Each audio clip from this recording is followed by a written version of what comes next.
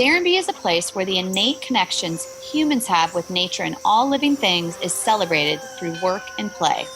And we're here to tell the stories of those who have been inspired by this biophilic way of life in our community and across the country. This is Serenbe Stories.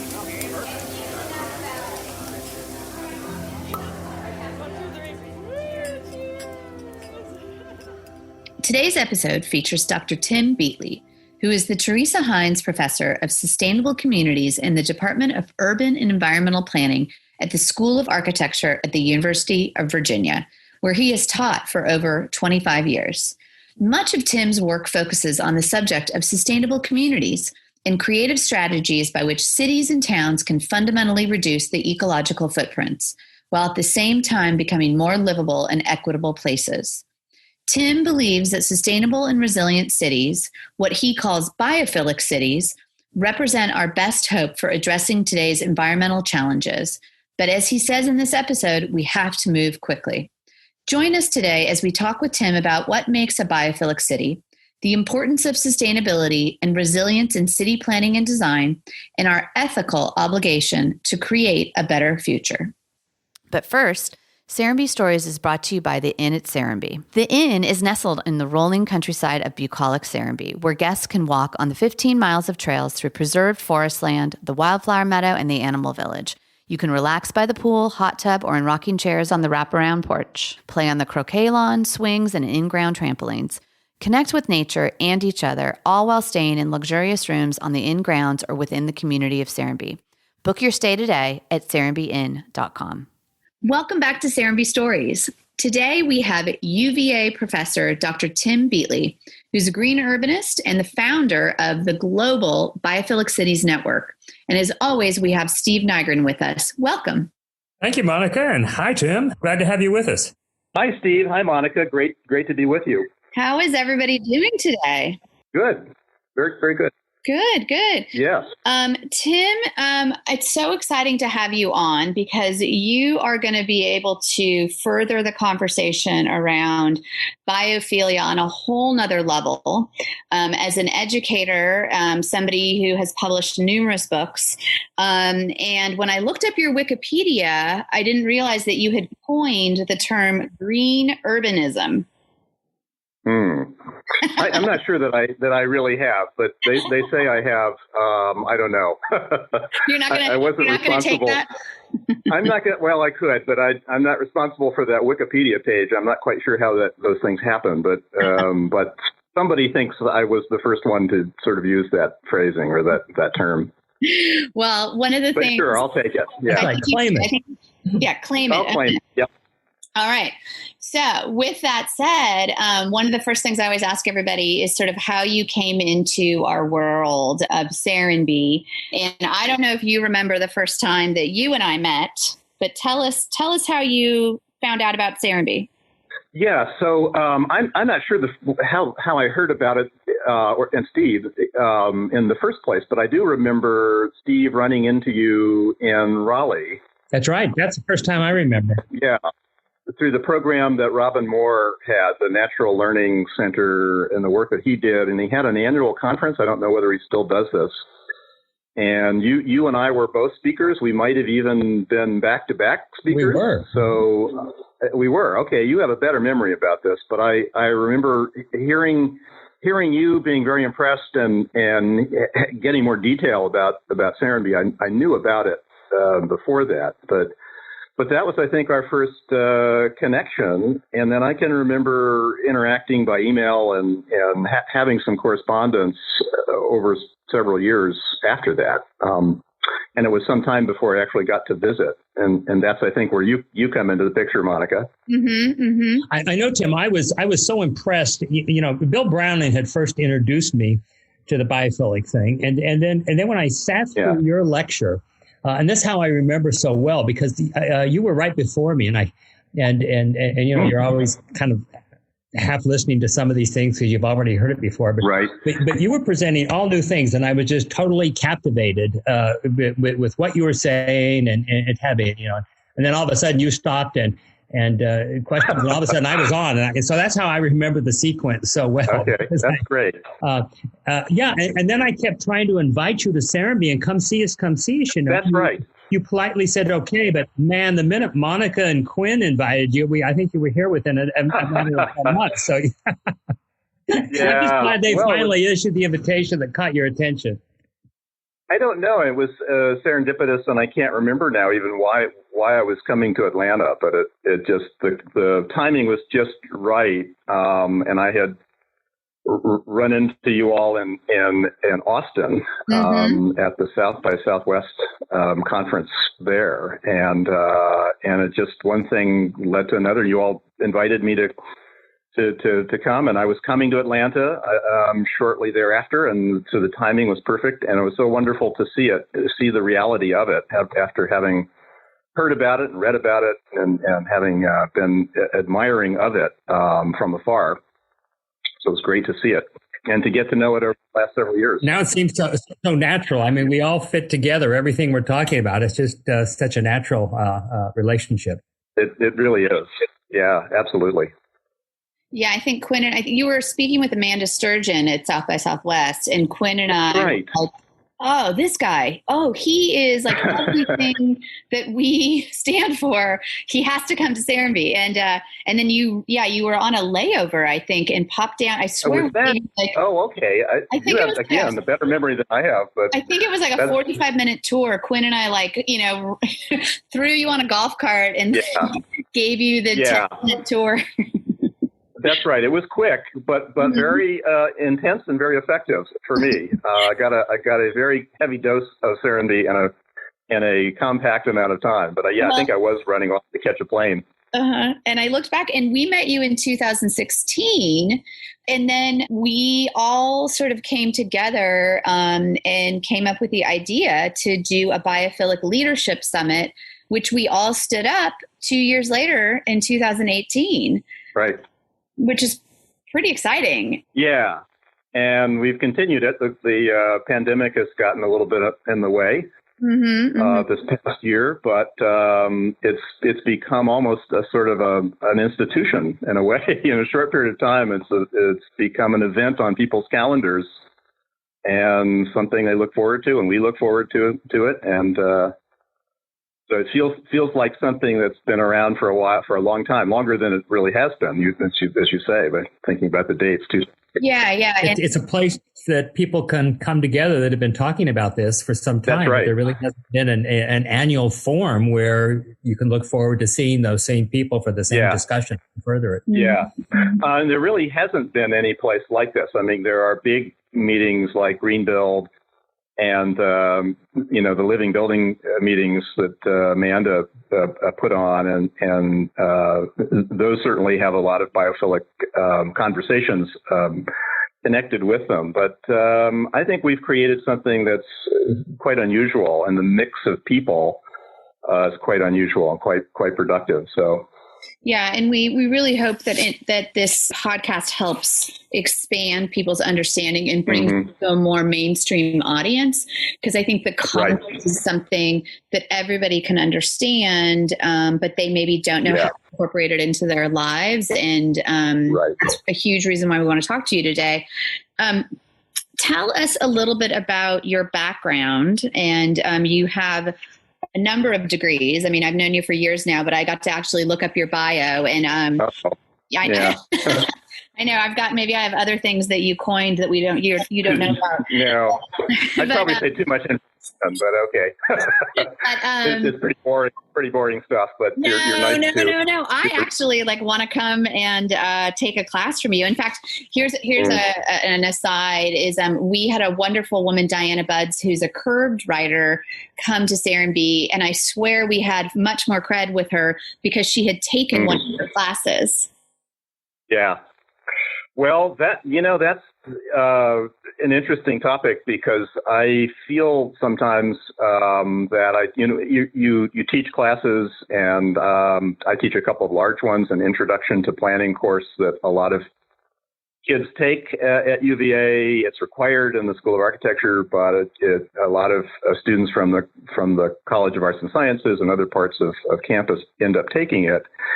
And you teach these kids, and they go off and do wonderful things, and sometimes you hear back, but you don't really have a very good sense of how you've affected the world, or how you've changed people's trajectories. And so it's really great to hear from students. And I have a handful of students that I could point to that have created, done some really remarkable things, and created organizations and nonprofits, and working in impressive ways. And I'll take just a tiny little bit of credit for that. So anyway, that's a great story, and that's nice to hear. And I do run into students almost everywhere that I go, former students. I think it's amazing. And you have been at UVA for a number of years. And I know that you run or you're in the Department of Urban and Environmental Planning. But how did you get into it? Like, was this something as a kid that you were interested in? Yeah. Tell me how you got here. Yeah, sure. And it's a longer story than probably I can tell, but in the time that we have, and that you probably, level of detail that you probably don't want to hear, or your listeners don't want to hear. But yeah, it does start with childhood for me. And I grew up in the city of Alexandria in Northern Virginia. And at that time, we lived in a house that my father had built on a hill on the western end of the city. When they moved there, it was Fairfax County and later annexed by the city. But by the time I arrived on the scene, it was very much embedded in a city, in an urban context. But it was surrounded by trees, and it was a very walkable environment, and I spent a lot of time exploring the west end of the city of Alexandria. And I also grew up in the midst of a lot of politics and urban planning. I didn't really at the time know that the profession of urban planning existed, but my father actually was the mayor of the city of Alexandria for about 15 years. Wow. And so I grew up as the mayor's kid. In fact, dubious honor or dubious distinction. But I got to watch him in action, and politics was not a bad thing or bad word. It was a very positive thing in my mind. And so, and all the issues that he was passionate about were really issues about planning. So it was all about conserving Old Town Alexandria, making that city profoundly more walkable. He was a big proponent of public transit, so he had a lot to do with getting the metro stations and planning around metro there in the city. He created a bus system that exists to this day, and at the time was known as the Beatley bus. Oh. Yeah, it's a feeder system to the metro, but it's Alexandria's own bus system, really. So there were and a waste energy plant and renewable energy and just about everything that I later became interested in. And you mentioned green urbanism. That's a kind of terminology that captures all of that, really, the idea of creating green, sustainable, biophilic cities. And he was doing all of that. And I didn't fully understand it, but when I got to college and as an undergraduate, like a lot of undergraduates, kind of grappling with what to study, what to major in, and I found the School of Architecture, and I found urban and environmental planning. So I actually went through the degree program that I now teach in. And so anyway, it's a longer story. I had a strong early interest in the environment and loved animals and birds. And as I said, did a lot of exploring. I had an aunt, who was a famous botanist actually. And she had, and a conservationist and really an activist. And I spent a lot of time with her, and she, had a impact on my thinking and life as well. So I think, like a lot of us, lots of different people and different impacts and different things that kind of influence our pathways. Well, and you did study poli-sci at UNC, which I think is interesting. How did that inform you? Yeah, that's again. I think growing up in a very very political household and political context, and politics again was not a bad thing. I understood it to be a really positive thing. It was about improving people's lives and solving problems and aspiring to grander visions of what places and cities could be. So it was sort of natural, and I carry with me this interest in political theory and politics and normative theory. I mentioned that earlier that I teach a class on the ethics of cities, and so that's a lot of what I did when I did a sort of parallel master's in political science in grad school at UNC. My primary course of study was a PhD in city and regional planning, but I very much was interested in the ways we make decisions about space, environment, allocation of resources, but yet we don't uncover or highlight the implicit value assumptions there. So anytime we make a decision, a zoning decision, or a decision about investing in a road rather than transit, or whatever it is, it is an ethical choice that we were making. And so that was my particular interest in studying political science at that point in my life. But it all connects, I think. Well, and you've written and authored and co-authored a number of books on like resiliency and sustainability and cities. But I one of the ones that I noted, and it's called ethical land use. And I don't know if that's more of a book that you would read in school, but I did see it won 100 essential books in planning. Is that something that like I could read? I mean, clearly I could read it. Yeah. Yeah. Something that a general consumer would enjoy? Yes. I mean, it is. I would hope so. And in fact, that I wasn't really expecting to talk about this today with you, but it's great. But that book is 1994. So what does that mean? Coming up on 20 years, really. Yeah. But it's a direct outgrowth, actually, of this interest in ethics and this interest that I've started in grad school, and this observation, really, that we were looking at land use decisions, through a very narrow lens, that we were, either deciding what we should or could do based on what was legal, based on counting how many people showed up at a public meeting. That was something, again, that circles back to my father and listening to him, talking to him, and his philosophy of governance, which was to engage everybody and to listen to everybody for as long as they wanted to talk to you. And he's notorious, actually, for having the longest city council meetings ever, because he never said no. And anyone who showed up got to talk for basically, I mean, I'm exaggerating a little bit. That's great. But it was also about thinking about this larger public interest, and that we needed to make decisions in a city like Alexandria about its waterfront, for example, big decisions there. You had to take the longer view and think about people who were not around the table and who might not even be living at the moment. You have to really think about a deeper future and a larger public interest.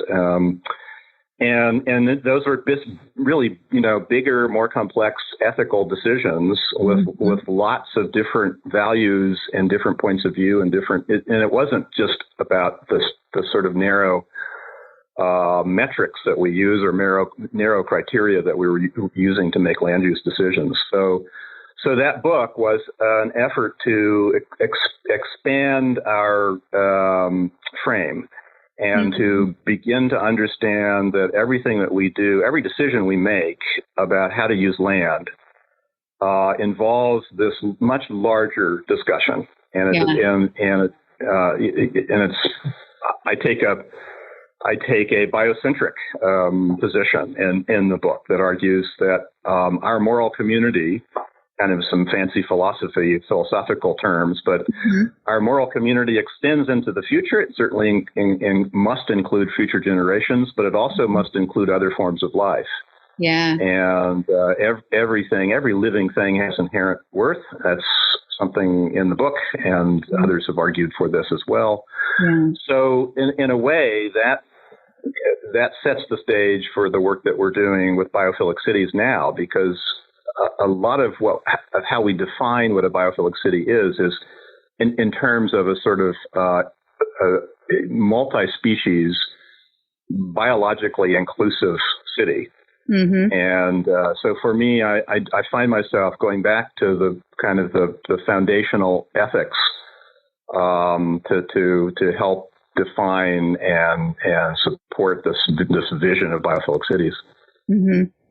No, I think it's a beautiful way to consider, and I like that idea, sort of this moral framework, but really the thinking about how the planning and making sure that we're thoughtful about the biodiversity and all of the urban spaces, and the conservation of everybody's habitat, right? All living things. Right. And then the outcomes, right? That the outcomes, right.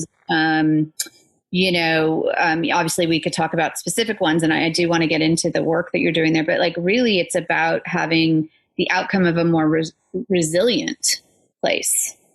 Right. For everybody. Yeah. Yeah. Yeah, absolutely. Yeah. And resilience is a term that really, for at least in the frame of my career in planning is, the last 10 years, it wasn't really a term we used much. But in this era of wildfires and, rising coastal hazards and climate change, resilience resonates in a way it maybe didn't a couple of decades ago. Yeah, yeah. Tim, how would you measure, in these 20 years, the progress? I'm sure it's never as much. And what's happening right now? Is this getting more attention? Yeah. It's hard to know exactly. I mean, we like to think our vision of biophilic cities, certainly biophilic design, has gained a lot of traction. And certainly in the architectural world, it's growing in importance, and companies recognize, the importance of incorporating biophilic features into their office space, for example, in a way that didn't exist in the past. So I feel like we've made a lot of progress, and on the urban front, and we can certainly talk about examples of cities in our network. We feel like this idea, this alternative vision for urbanization for cities, for the future of cities, is gaining in traction around the world, and it's not always using the word biophilic. There, in Europe, nature-based solutions is a lot of the terminology that they're using. Green infrastructure, certainly. There are lots of parallel language and a kind of shared importance given to nature. So that said, Steve, I mean, I'm encouraged by that, by those trends. But on the other hand, it's daunting what we're facing, right? So we look globally, and we're all watching the fires in the West, and we're tracking hurricanes, and we're seeing the pandemic. And this latest report on progress or lack of progress in meeting biodiversity conservation goals.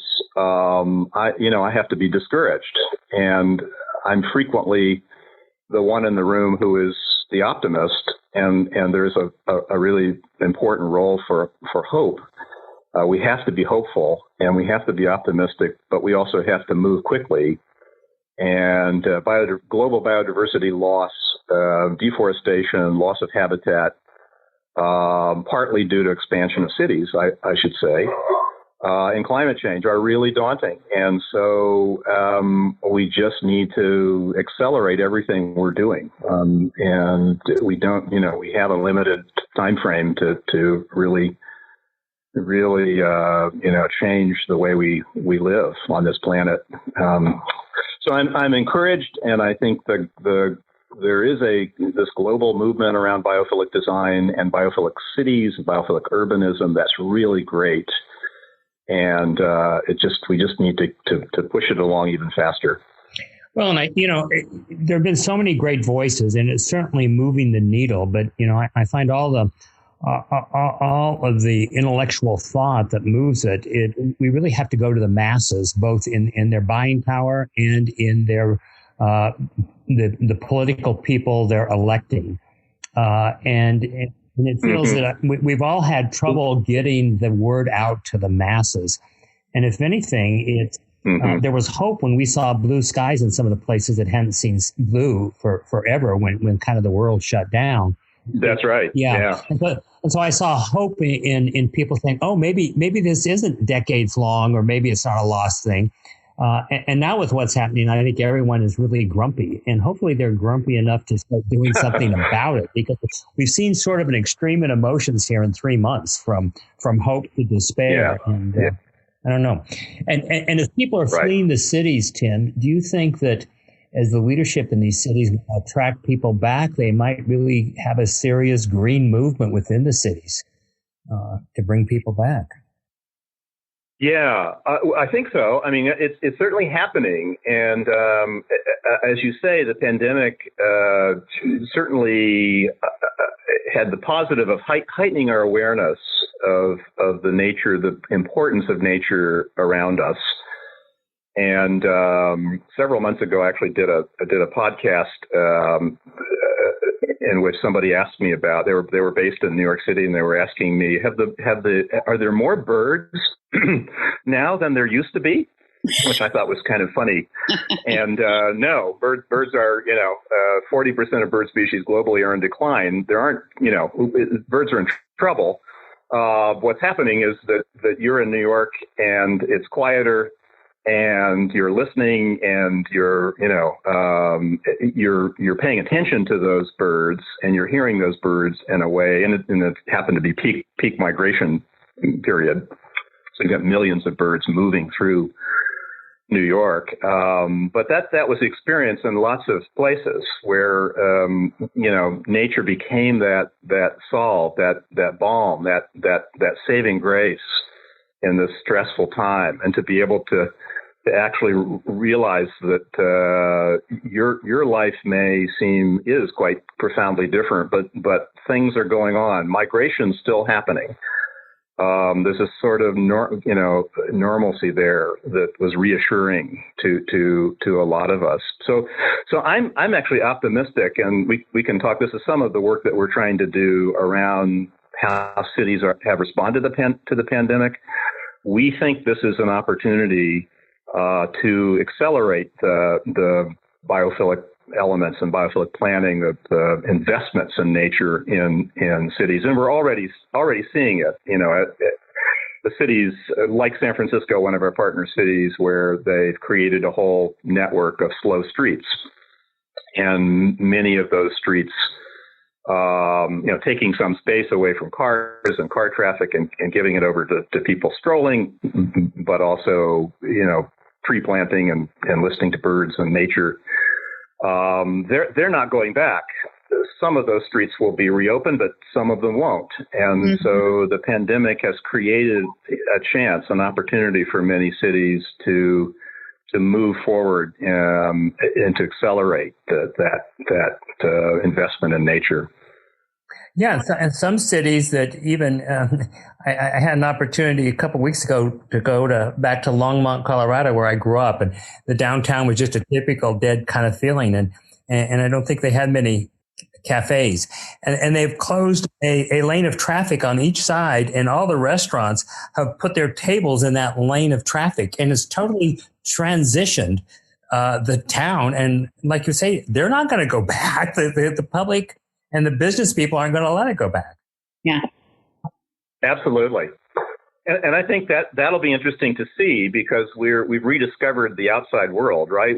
Because of the dangers of being inside, we're working hard to see how we can do everything outside. We're trying to teach classes outside. Schools aren't necessarily able to do this. They don't even have operable windows sometimes to bring fresh air inside. But the idea of having eating outside and having school outside, and during the 1918 influenza, they held court outside.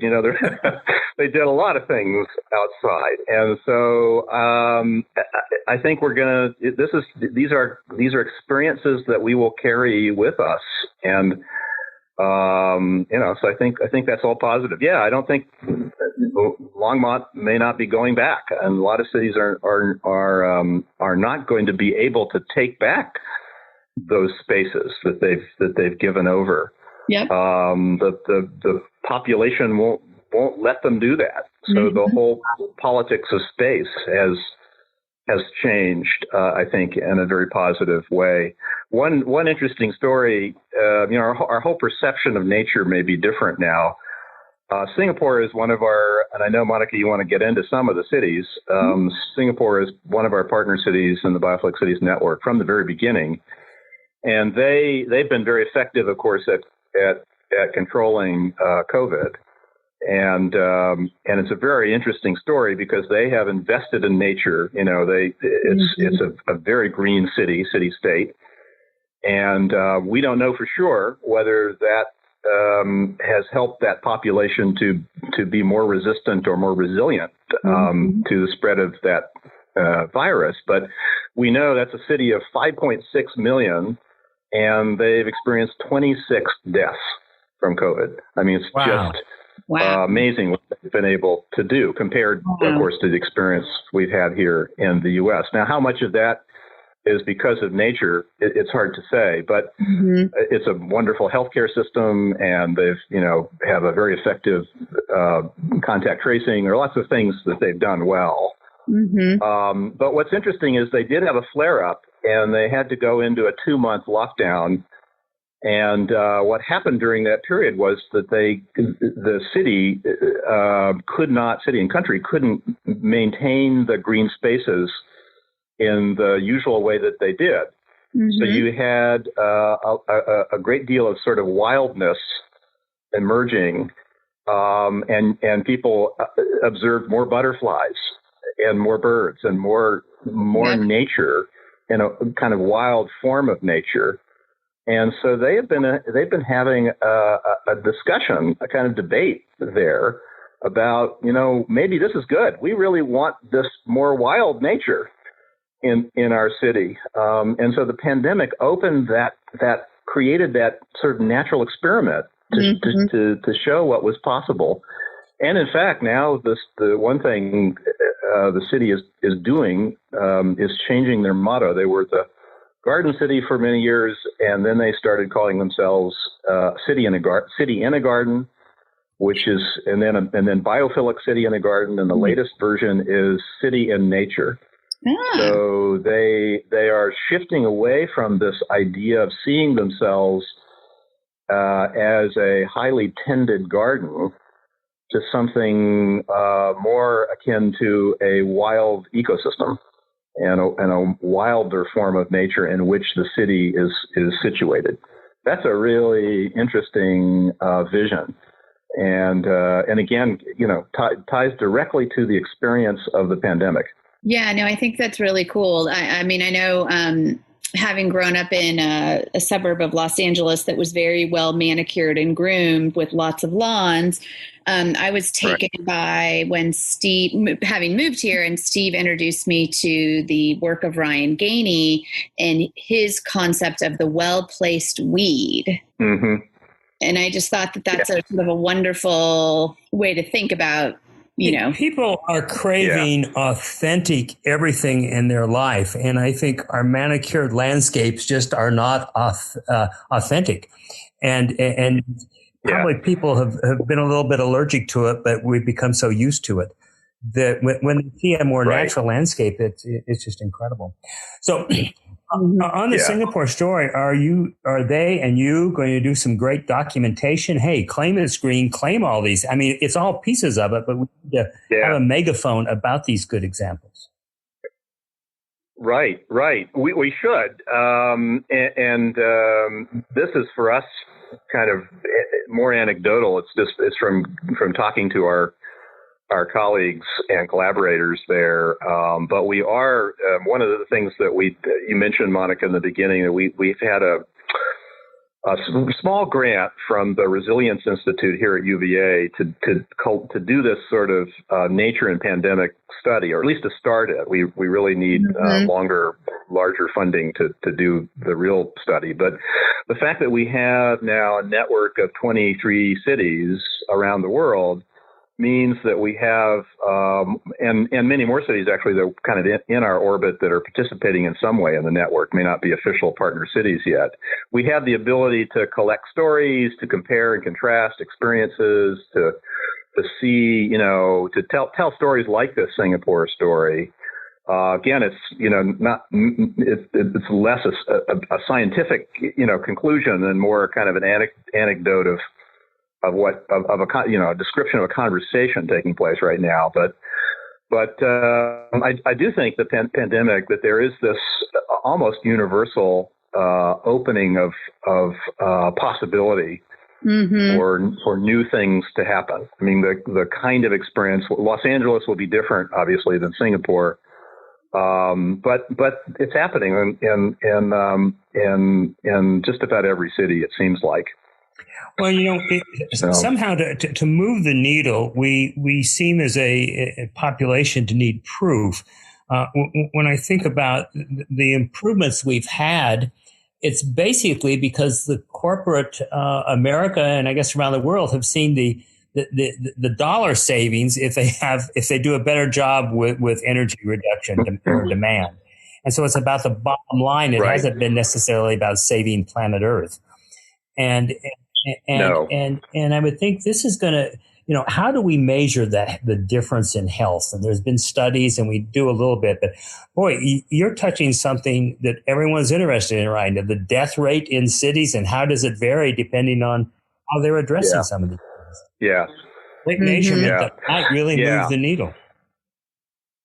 Yeah, absolutely. And again, and we what we're doing now is again collecting stories and not really the kind of methodical kind of peer reviewed hard science data kind of. We hope that we'll get to that point as well, but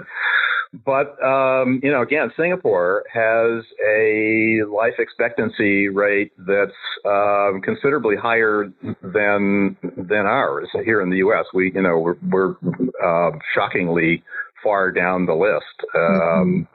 That's another story another thing to talk about at some point. So there are lots of things that they do well, but I think parsing out the really important part of that health story that connects to nature, that's really essential. And there are a lot of reasons, again, back to the ethics, why we need to reimagine our cities as ecosystems and as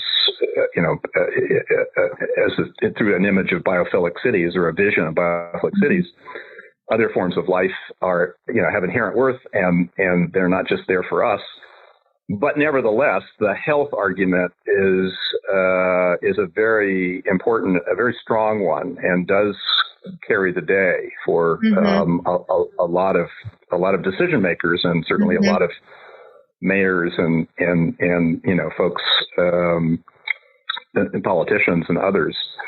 Well, so go ahead. I was just say that it's personal, right? And it's like, how do you move the needle? And I think Steve makes a great point. People want metrics, they want measurement.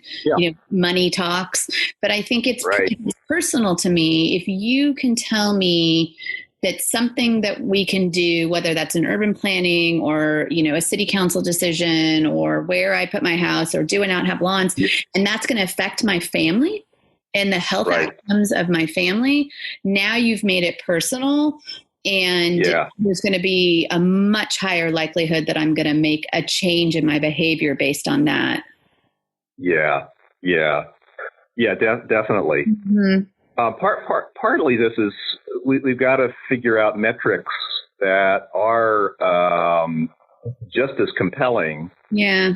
As the dollar value. And the dollar can, there's certainly lots of examples of biophilic projects like the Park Royal Hotel and Singapore, where they've, been able to charge much higher room rates. The company very happy with all of the sky parks and green roofs and all the kind of vertical greening elements. But there is a larger public interest here that we have to think about. And the metrics, maybe we're frequently in the Biophilic Cities movement proposing alternative metrics.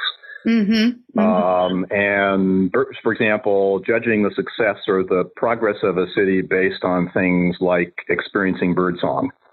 And actually, we have one city, Wellington, New Zealand, the capital, New Zealand, that actually has a story of a wonderful wild park in the middle of that city where they're creating a space for native birds to come back. Wow. And partly the tagline is bringing native birdsong back to Wellington. Mm-hmm. So that's not usually how we judge the progress, certainly not how a developer maybe judges the success of a project, except in Serenbe, right, Steve? Right, well, exactly. but birdsong is, that's a metric, and the same could be said for your experience in Los Angeles of the presence of native flora. We're doing so many things to discourage, in some cases, to make it illegal to plant native species of flowers and plants and things that we, weeds. That word weed is not one I like so much, but it's sort of a pejorative term, and if something's a weed, it's bad. Right. But we have there's an interesting story from our soon to be, we hope, partner city, Toronto. Nina Marie Lister, who's been a colleague and a professor at Ryerson. She teaches planning there, and she and her husband, her family planted a completely native plant garden where there was a lawn around her home. Mm-hmm. And I think about a month ago, the city basically told her, cited her that this was a violation of their ordinance requiring you to mow your lawn and keep it, short, and all of these milkweeds and other native plants were, kind of didn't fit the vision or the what the neighbors especially, it's often people around you don't like what they see in your lawn. So that's got to change. Mm-hmm. And so we've got to change our perspective on again, back to the story of Singapore and the wildness. I'm beginning to understand that along with those milkweeds come, monarch butterflies and pollinators of all kinds and birds. And well, that's what we need, a real education program. Yeah, education would be key. And I think back to your point, Steve, that this biophilic movement can't just be about a bunch of experts, right? It can't just be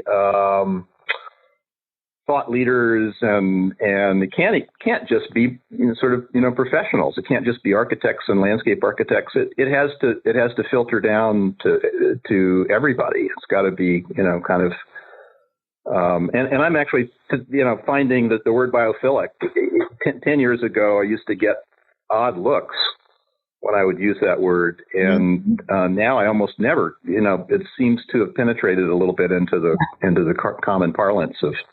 It really has. Society, and I think the general public is becoming more aware of the word, but in the concepts, and certainly this time, we're getting more calls than we ever have from developers and folks wanting to come understand Serenbe or get help through our consulting team of migrant placemaking.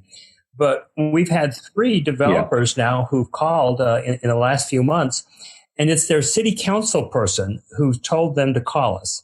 That if they could do something more like Serenbe, they could see giving them approval for what they want to do.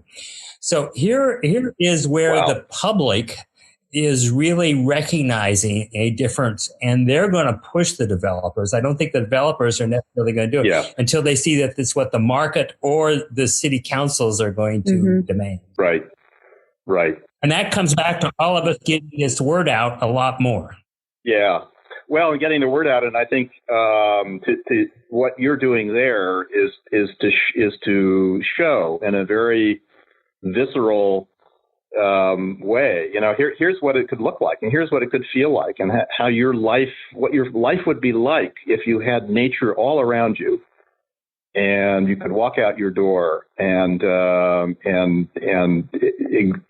that outside experience, not in a car, but in hearing bird song. And I think it's so important that there is the model there, and you're obviously having a huge impact. People just need to see it and understand it before, They have to see it. Yep, absolutely. And that's actually one of the things that we've noticed, that we do a lot of slideshows about what cities are doing, and we show a lot of examples. It's not the same thing as visiting, and nobody's able to do a lot of visiting sites right now, but to actually see what is possible, and to get a little bit of a sense that, it is possible to imagine a rooftop meadow, or in our partner city, Perth, in Western Australia, the conversion of a sterile, chlorinated water feature into a thriving, biodiverse native wetland in the middle of the city.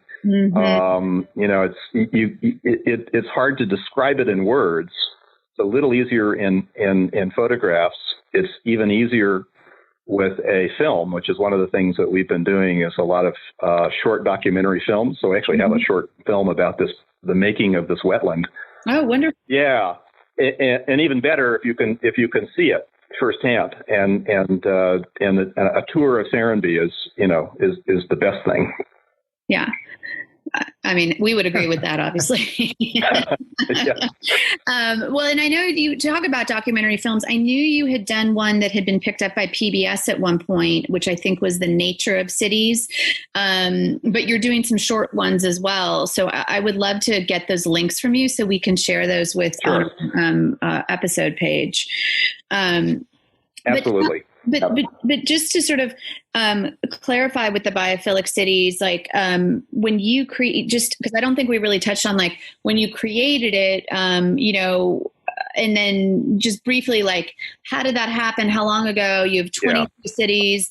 Have you seen the growth lately with the pandemic, or how do people become a partner city? Like how can we get people involved? Sure. Yeah. So we have a webpage, biophilic.cities.org, that has a lot of information on it. So we have 23 cities that have joined as partner cities, and that requires them to do certain things. There's a protocol for joining on the webpage if there are listeners in cities that you'd like to nominate. One of the requirements is that a city has to adopt a resolution or a proclamation stating their intent to join the network and to aspire to becoming a biophilic city. They have to choose a certain number of metrics to gauge progress over time, and there's a narrative requirement. How biophilic are you now? What are your aspirations for the future? But it's also important to say that the network is more than partner cities. We have several thousand individual members who have gone online and signed a biophilic pledge, and they've become members that way. We have several hundred organizations that are members. So it's a lot bigger than just the 23 cities. But the short story for how it all started is that I have to go back. I have to give a lot of credit to Steve Kellert, who way back in, 2008 or 2009, got a lot of us together at a big conference, led to a book called Biophilic Design. and he was kind enough to invite me. Uh-huh. And one of the impressions I had from that conference was that most of the focus, partly because there were a lot of architects and landscape architects there, but a lot of the focus was on biophilic design at the building scale, which is really important. Mm-hmm. But it seemed to me that it was really important to think about the different scales, and it's not just the building, but it's the spaces between the building and beyond the building, and how the buildings connect, and it's the neighborhood and the city, and even wider, larger, it's the region or the bioregion. It's all those different places where nature can happen. So then we started talking about not biophilic design. It is a kind of design, of course, but biophilic design generally refers to kind of building scale things, or it has. So we said, well, why don't we start talking about biophilic cities or biophilic urbanism? And so Kellert pushed us a little bit on that, and led to, I think, 2010, I did a little book called Biophilic Cities. And at that point, it was more of meant to be, provocative, and to kind of get us all maybe starting to think about this. We've done a lot of other writing since then. And actually that film happened about the same time, The Nature Cities, which was a lot of stories about what cities were doing around the U.S. and Europe to incorporate nature.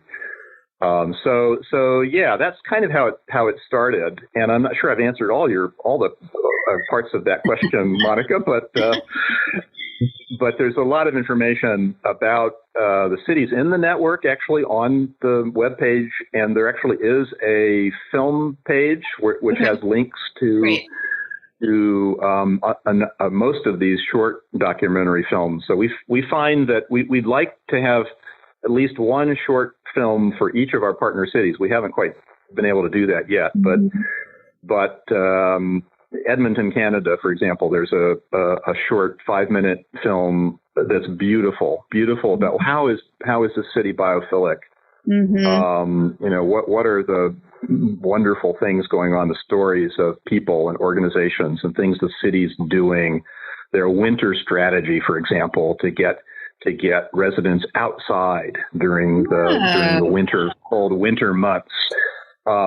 Each of our cities, they're doing parallel things, but the settings are different. The nature is different. What is going on in Phoenix is obviously different than what's going on in Edmonton or Singapore.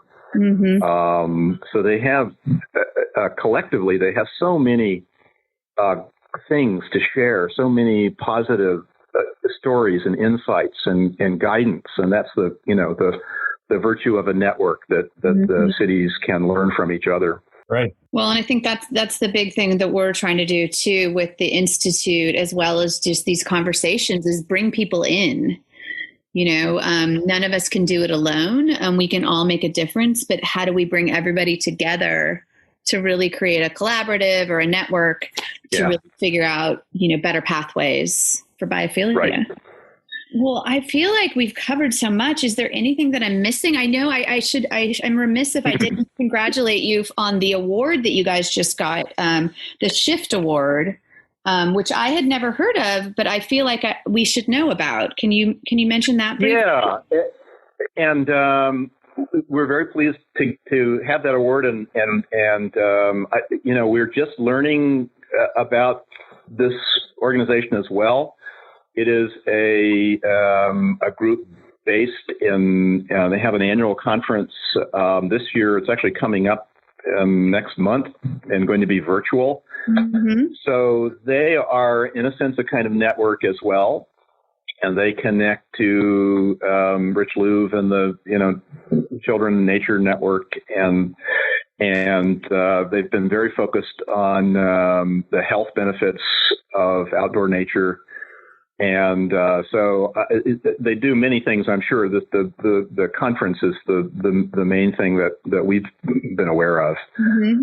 So we're appreciative of sort of being highlighted or having a little bit of a light shown on us, or put on us as a result of this award. But yeah, it's an award really for the network and the wonderful work that all of our partners are doing. Well, it's well deserved. I really want to take your ethics class now. I know there's only 20. I think it's a seminar, right? Yeah. You have to go back to well, school. That's right. Yes, and with all the technology problems I've been having, I was telling you about earlier. I'm not sure that it would be a pleasant experience this time around. You might want to wait and take it when we Maybe can do spring. it. Next spring. Yeah, next spring or something. So, exactly. I'm very, very happy though that I wasn't expecting to talk about or reflect on my childhood and my parents and my impact of my, growing up in Alexandria and all this, so I'm in a happier place. Oh, good. At the end of this conversation. Is your father still alive? No, he passed away, and my mom as well. And how much of what you're doing was he aware of, and what kind of conversations did you all have? Yeah, he was very aware. He's been gone. Well, how long has it been? About 15 years now. So he saw your first book. Well, he saw several books, and actually, you mentioned green urbanism, Monica, and there was a book, is a book called Green Urbanism, and that was from 1999 or 2000. And he, the pride of a parent, right? He bought about 20 copies of it and was handing it out to people, and so he did see, and I think he appreciated the power of his example and the way that his life impacted mine and my mom as well, as sort of the unsung partner in that political partnership, right? She did a lot of the campaigning and a lot of the work, and she was as engaged in the city, and maybe didn't get the same attention or visibility that he did as the mayor. But I think they both saw, got to see how I kind of followed in their footsteps, but it is something that I actually have a bit of a memoir kind of book that I've been working on, and it is therapeutic and delivers an aspect of happiness. Yeah. During a pandemic, to be able to reflect back on the wonderful people, that have shaped our lives. Yeah. And my parents certainly fall into that category. So you've helped me. You've lightened my day or lightened my load or something. I don't know. You've made me happier by asking me questions about that time in my life. Do you think you'll run for public office at some point? No, that's interesting. I used to get that question a lot. And it is hard, right? And it's difficult, particularly right in these divisive times. And I watched that side of it also. And the last thing my dad did was he actually ran for Congress and didn't make it. But it is tough. And he won most of his elections at the city level, but he didn't win them all. And there, it's a lot of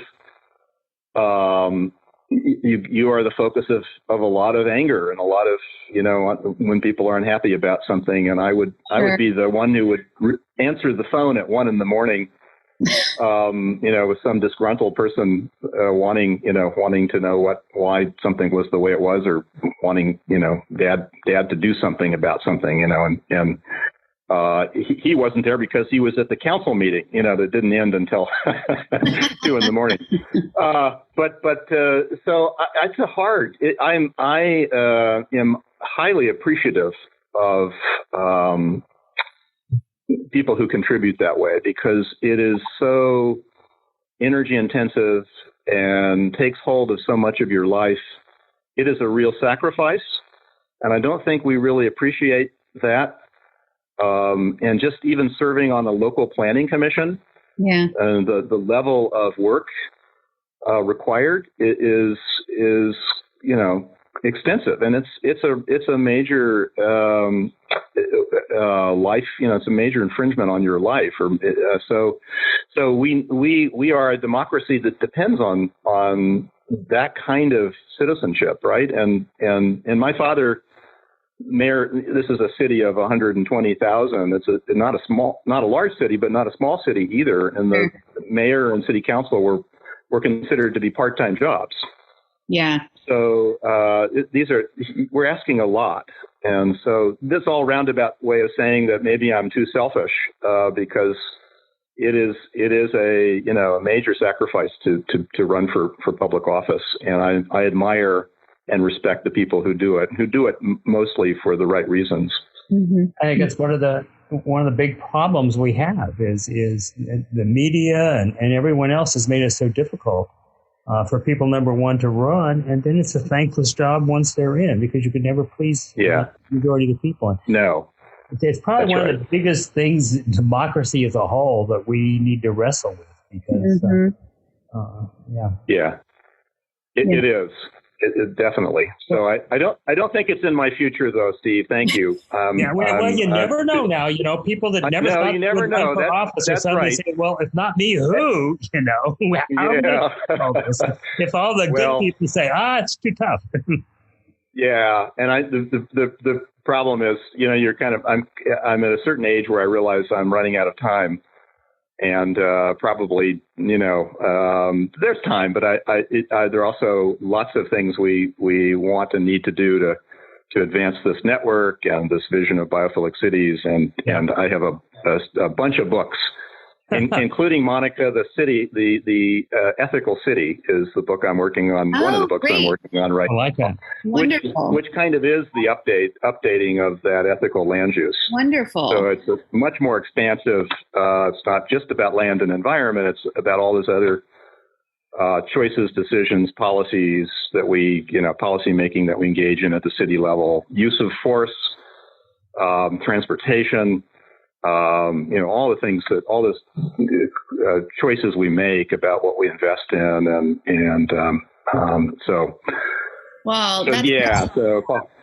anyway. Well, watch out! I'll come after you. We'll have to do a podcast on. I think that could be a really good podcast. Hey, watch out, Tim! I'm come find you again, or a series, a whole podcast on that, because one of the things that we discover is that I think, again, that a lot of even politicians who grapple with these issues don't necessarily see them as ethical or as ethical quandaries. I think we do need to have a conversation that involves a kind of pulling apart and uncovering the biases we carry with us. Very much so. And the ethical assumptions we're making. Mm-hmm. And that often doesn't happen. So I'll come back for the next podcast. I'll come back. I think thoughtful conversations are so important. Well, Tim, thank you so much. I mean, it's been an absolute joy to hear more about your background and your story. Clearly, we are all a product of our environment, and I mean that as a double entendre. I want everybody to reach out to you and try and get involved with Biophilic Cities, whether you're a city or a person or a company. And I think we need to bring back the Beatley bus. Steve, let's get a Beatley bus going to connect presentation here. Okay, happy to do that. It can be a biophilic bus. Let's do it. Like these buses in Spain where they have, green roofs on the top, and it should be solar powered or electric, at least with a solar power source. Yeah, we can reimagine that. Good. Well, we have lots of ideas that are coming out of this. That let's see if we can make them happen. Or Beatley bicycle or something else. Beatley bicycle, is that what you want to do? Beatley biophilic bicycle. How about that?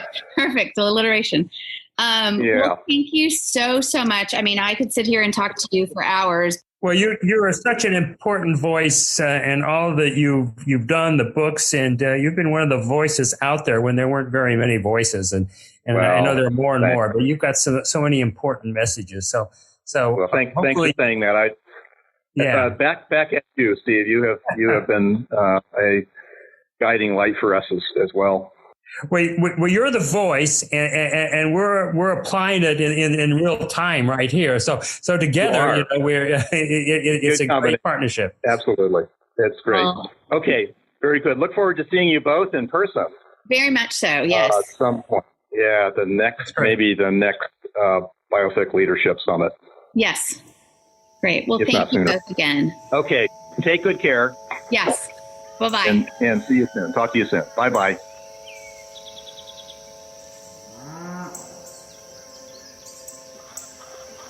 Thank you for listening to Serenbe Stories. New episodes are available on Mondays. Please rate and review the podcast and visit our website to learn more about upcoming guests, episodes, and everything biophilia at serenbestories.com.